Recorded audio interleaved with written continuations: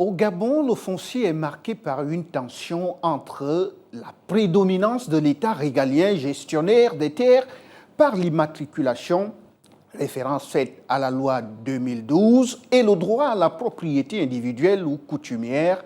L'État, via la conservation foncière, est le seul à garantir la propriété définitive. Cependant, l'insécurité foncière, l'accès des étrangers au foncier, le manque de cadastre et l'exclusion des droits coutumiers par la loi provoquent très souvent des litiges et des déguerpissements. Madame, Monsieur, bienvenue sur Gabon 24 dans votre débat du 12-15 qui aujourd'hui s'articule autour du foncier, notamment sur le rôle régalien de l'État face au droit à la propriété. Pour mieux comprendre comment l'État régule l'accès au foncier, nous recevons sur ce plateau Sir Pavlov Moussavou, il est sociologue politique, et celui qui était déjà ici hier avec nous, Albin Ulrich Mombé, il est directeur juridique et du contentieux à l'Agence nationale de l'urbanisme, des travaux topographiques et du cadastre. Bienvenue à vous, messieurs, et merci déjà d'avoir accepté notre invitation. Merci à vous. C'est toujours un plaisir. Merci. Plaisir partagé, alors. Pour commencer avec vous, M. Mombé, lorsqu'on parle de régime foncier régalien, le titre foncier semble être l'acte et l'unique preuve de propriété inattaquable et incompréhensible et imprescriptible, veux-je dire, enregistrée par la conservation foncière au Gabon. Et si on essayait d'expliquer tout cela en langage plus simple? Pour édifier les compatriotes, il est important de revenir sur un certain nombre de choses. D'abord, l'ensemble des terrains qui ne font pas l'objet de titres fonciers, de décisions portant cession de toute propriété ou de décrets à titre définitif sont dans ce qu'on appelle le domaine privé de l'État. Pour en sortir, il faut donc prioritairement au Gabon, à date, solliciter auprès de l'ANUTTC l'obtention d'une décision portant cession de toute propriété. Pour parler simplement, pour qu'un terrain sorte du domaine privé de l'État, il faut obtenir auprès de l'ANUTTC une décision portant cession de toute propriété. Mais vous ne devez pas vous limiter là, et d'ailleurs la réglementation foncière ne le permet pas, puisque une fois que vous avez la décision portant cession en toute propriété, le dossier est transmis à la conservation foncière pour que, en bout de procédure, et notamment après le déclenchement de l'immatriculation de la parcelle, vous obteniez un titre foncier. Le titre foncier est censé garantir, protéger et sécuriser le droit de propriété.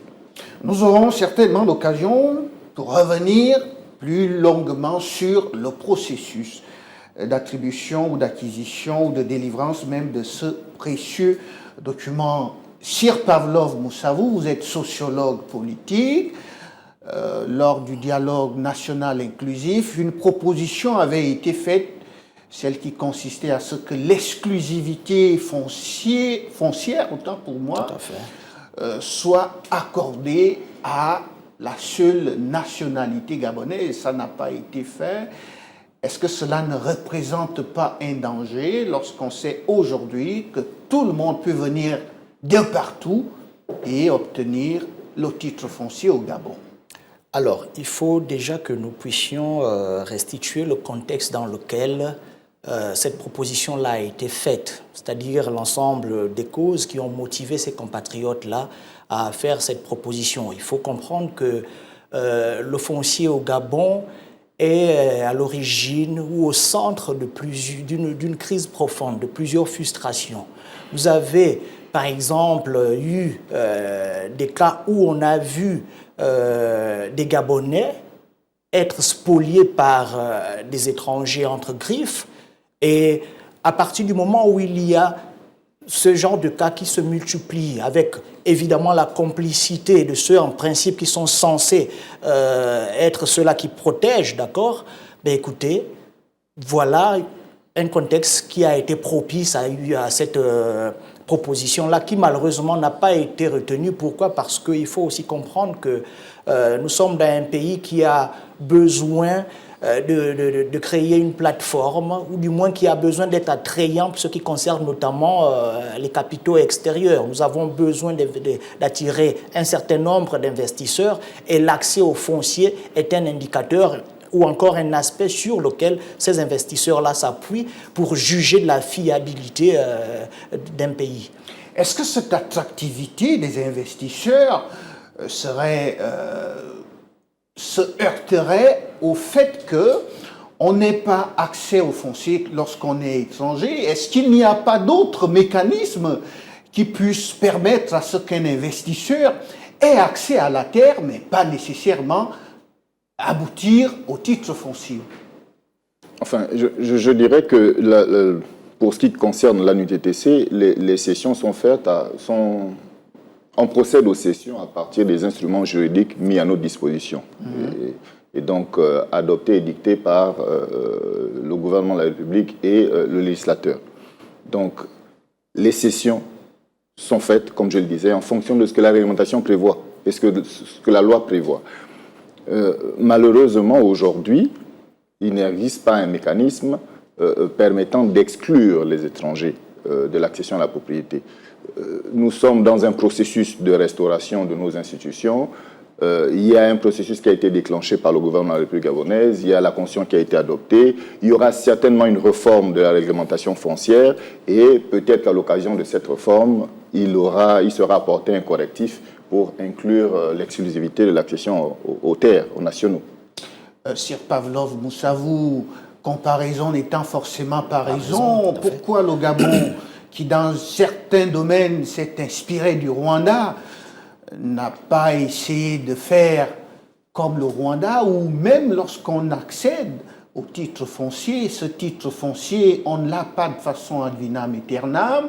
Ce titre foncier, vous l'avez pendant une période de temps, à la suite de laquelle il faudrait le renouveler. Pourquoi au Gabon, le titre foncier est un acte définitif et cet aspect de l'éternité est même ouvert aux étrangers? J'insiste, sachant très bien que les étrangers sont très souvent détenteurs des grands capitaux et qu'ils ont la possibilité de s'acquérir de grandes parcelles. Est-ce qu'à long terme, il n'y a pas de danger à ce que les Gabonais se retrouvent expropriés sur leur propre terre? Bon, ben écoutez, il ne s'agit pas ici de parler ou d'évoquer le long terme à partir du moment où nous avons des exemples sur lesquels nous pouvons nous baser pour notamment étayer la thèse selon laquelle certains Gabonais, certains compatriotes se sont vus être spoliés. Vous avez le cas de ce Libanais-là, par exemple, qui allait jusqu'à casser une école. Nous avons assisté à plusieurs opérations de spoliation, que ce soit à Glace, en tout cas, un Gabonais qui avait reçu un coup de hache sur la tête. Voilà, tout à fait, en parlant de ce Sénégalais-là très violent, ou du moins qui s'est manifesté par une violence assez accrue, j'ai envie de dire. Donc la spoliation est effective. Maintenant, qu'est-ce que nous attendons? C'est la réponse des pouvoirs publics qui va notamment dans le sens de réduire l'accès aux étrangers, j'ai envie de dire, mais surtout de protéger les Gabonais, qu'ils soient de souche ou encore d'adoption. Pour parler du titre foncier, mais écoutez, je ne pense pas que ce soit l'accès, ou du moins la présentation d'un titre foncier qui puisse poser problème ici. Le problème, c'est l'accès à ce sésame-là. Actuellement, par exemple, il y a ce qu'on appelle l'opération de régularisation foncière massive qui est en cours. Pourquoi est-ce que les autorités ont lancé cette opération-là? C'est parce que nous nous sommes rendus compte que avoir un titre foncier en République gabonaise, en dehors de ce qui est écrit, mais la pratique montre qu'il y a un sérieux problème. Donc il faut faire en sorte qu'il y ait moins de lourdeur administrative, qu'il y ait moins d'opacité en ce qui concerne l'accès ou du moins l'obtention de ce document-là. Vous verrez que les uns et les autres vont sortir de l'état d'insécurité foncière dans lequel ils se trouvent aujourd'hui. Alors, M. Mombé, le droit de propriété coutumier se retrouve là exclu par la loi gabonaise, ce qui crée très souvent des conflits lorsque cet État vient à céder des terres ancestrales. Ça veut dire que ceux qui brandissent l'ancestralité sur les terres ne comprennent pas pourquoi l'État se lève un matin et leur demander de déguerpir. J'ai envie de dire que le Gabon est un État de droit. Il est organisé d'une certaine manière et les populations doivent se conformer à ce que la loi prévoit. Malheureusement, pour ce qui est du régime foncier, comme je le disais tout à l'heure, il n'y a pas de régime privilégié ou particulier réservé à des populations d'une quelconque localité du pays. Et c'est normal. Pourquoi? Parce que l'État doit également garantir l'égalité de tous les citoyens devant la loi. Il est hors de question d'aménager un régime privilégié à, par exemple, un Fan au détriment d'un Pounou. Donc c'est certainement la raison pour laquelle, c'est certainement la raison qui a présidé au fait qu'il n'y ait pas dans la réglementation actuelle ce régime privilégié. Mais je veux quand même revenir sur certains points qui ont été évoqués. Je veux rappeler une chose, le droit de propriété est un droit fondamental, consacré dans la Constitution. Celui qui le possède ne peut le perdre que par le biais d'une expropriation. Et l'expropriation suppose une juste et préalable indemnité. Donc, celui qui est propriétaire d'un espace concerné peut en disposer librement. Il peut le vendre à un compatriote gabonais comme il peut le vendre à un étranger. S'agissant de l'ANUTTC, parce que c'est une précision importante à apporter, l'ANUTTC ne cède aucun terrain à un non-national. En général, ce qui est fait, c'est que lorsqu'un non-national, un étranger, vous parlez simplement, sollicite l'attribution d'un espace, il est basculé en location, bail. Donc, il loue l'espace. Il n'accède pas à la propriété. Il y a des étrangers qui... Mais sans vouloir vous couper, même si je le fais, il faut quand même insister sur cet aspect, parce que la conscience collective pense que le non-gabonais a l'accès au titre de propriété qui est ce document inattaquable. En général, ce qui se passe, c'est que ce sont des compatriotes qui obtiennent des décisions portant cession de propriété, qui vont à la conservation foncière et qui revendent les terrains aux étrangers. Les deux cas que vous avez pris, celui du Sénégalais et d'ailleurs même la situation de la destruction de l'école de Lalala, ce sont des compatriotes qui étaient détenteurs de titres de propriété et qui ont décidé de les vendre à des étrangers. Donc il y a cette information qui est véhiculée auprès de la communauté, mais il est important d'apporter ces précisions. L'ANUTTC ne cède pas les terrains aux étrangers. L'ANUTTC cède les terrains aux nationaux. Lorsqu'un étranger sollicite l'attribution d'un terrain, il est basculé en bail, donc en location.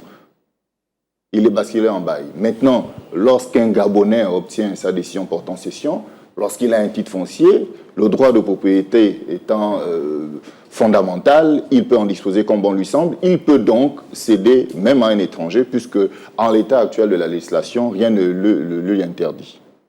Alors, Sir Pavlov Moussavou, là, on se rend compte finalement que il y a une façon, il y a une possibilité de contourner la loi pour ces non-gabonais sans vouloir être xénophobe sur ce plateau, parce que la terre fait partie de la souveraineté. Tout à fait. La question, s'il vous plaît? La question, c'est que finalement, est-ce que ces derniers n'ont pas trouvé là une faille sur la disposition légale qui, les empêchant directement d'accéder au foncier, au titre foncier, vont passer par ces Gabonais-là qui eux-mêmes vont céder leur droit de propriété à un non-gabonais? Alors, il y a déjà le fait que nous ayons des compatriotes qui cèdent leur droit de propriété, mais il y a aussi le phénomène de la corruption qui gangrène également ces milieux-là. Voyez-vous, le pouvoir de l'argent, parce que n'oublions pas que ces étrangers-là souvent agissent en lobby, et ce sont des lobbies financiers assez forts et qui ont une capacité de corruption face à laquelle malheureusement certains compatriotes ne résistent pas du tout. Donc il y a le phénomène de la corruption auquel il va falloir que nous puissions nous attaquer. Vous avez parlé tout à l'heure du droit coutumier, mais il faut aussi questionner le contexte historique du régime foncier gabonais. C'est un héritage colonial. Notre système, notre régime foncier est un héritage colonial. Et l'administration coloniale, souvent, n'a pas reconnu les droits de ceux-là qui étaient là avant, en parlant des autochtones. Le droit coutumier en période coloniale n'a pas souvent été valorisé. Malheureusement, nous n'avons pas eu le courage de questionner cette façon de fonctionner. Nous l'avons simplement copié, collé. Or, ce qui pose problème aujourd'hui, je pense que, et là c'est parmi les pistes de solution, il faut que nous allions dans le sens de réconcilier la légalité juridique et la légitimité sociale et historique.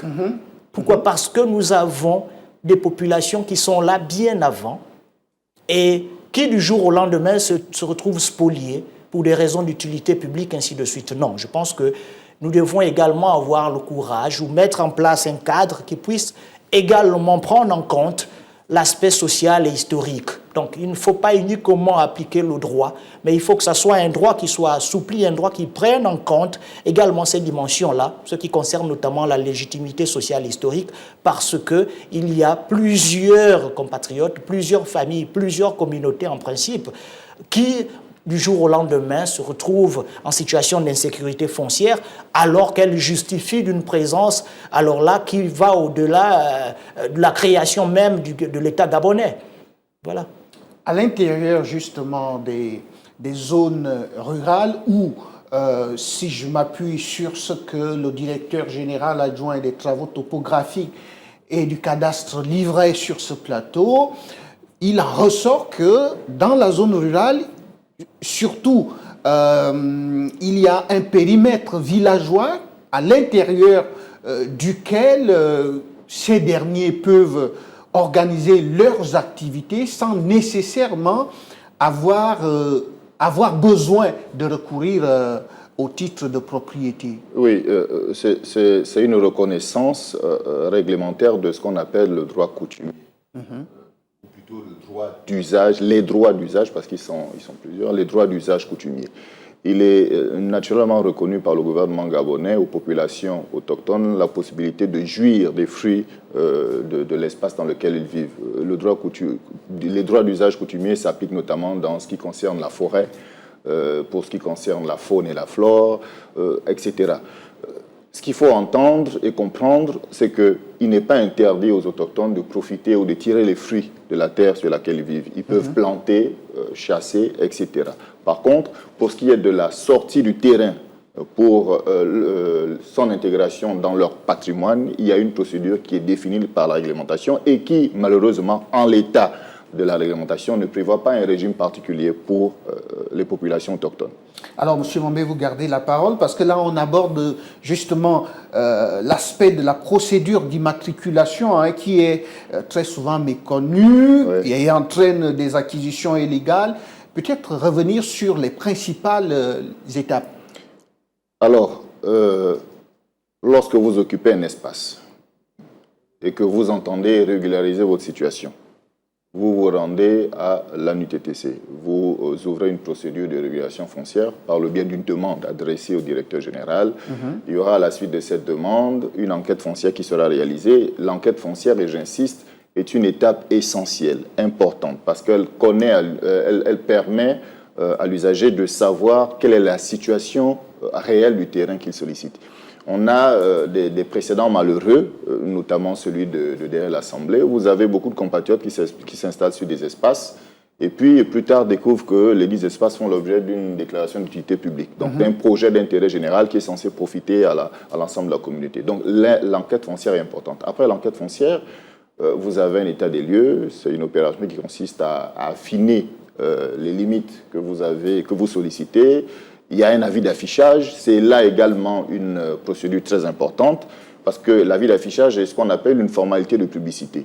L'agence va sur le terrain, appose une affiche par laquelle, au terme de laquelle les potentiels détenteurs de droits sont informés de ce que M. X ou Y sollicite l'attribution de cet espace.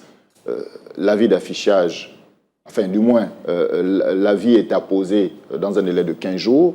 Les potentiels détenteurs de droits ont 15 jours donc, pour formuler des oppositions, à l'expiration desquelles il est délivré un certificat d'affichage sans opposition s'il n'y a pas eu opposition. Et ensuite, un bornage, une évaluation du cadre bâti si vous avez construit, et enfin, la décision portant cession de propriété vous est délivrée si vous payez le prix de cession.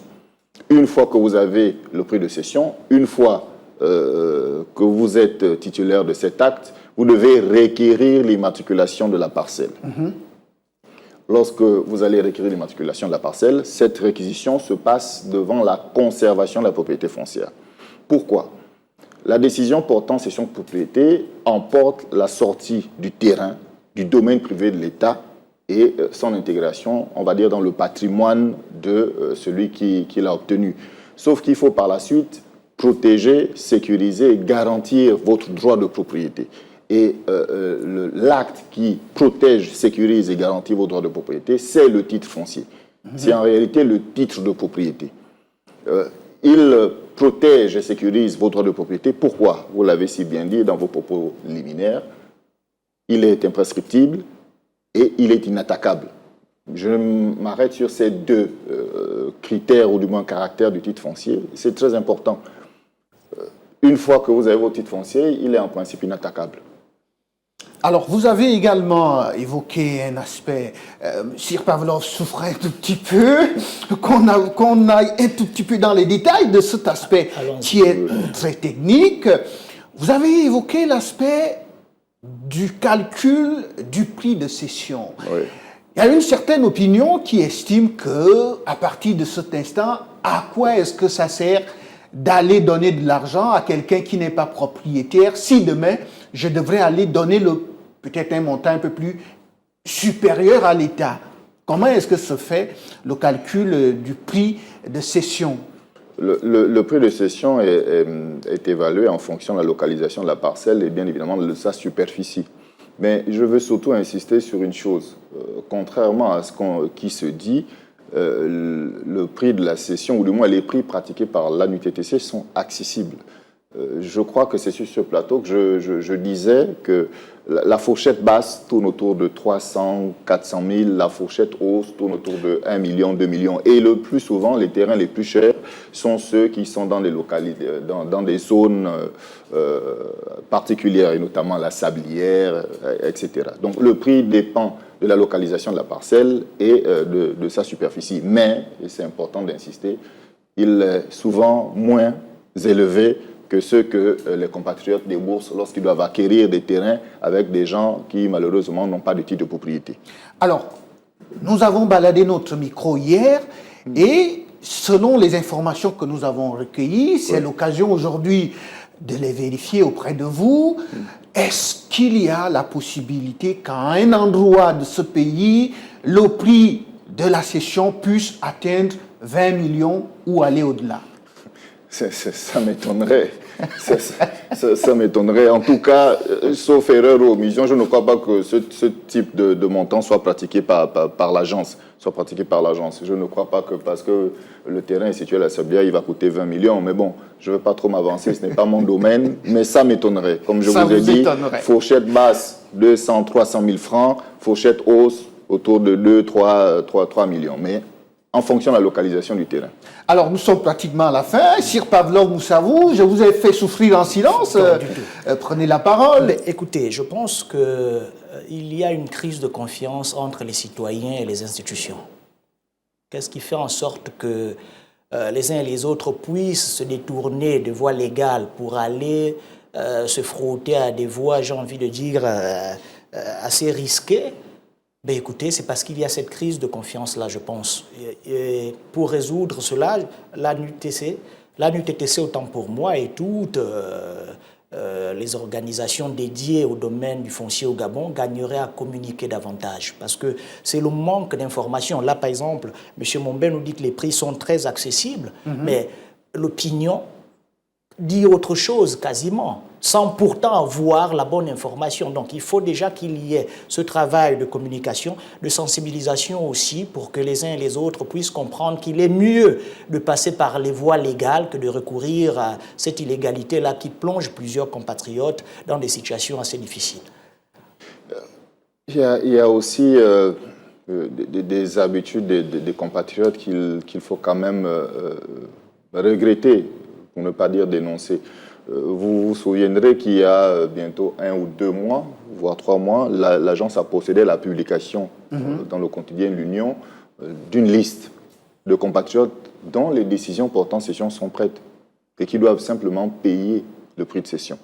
Et malheureusement, et ça constitue un manque à gagner important pour l'ONTTC, ce qui l'empêche d'ailleurs de remplir certaines de ses missions, malheureusement, ces compatriotes ne se présentent pas.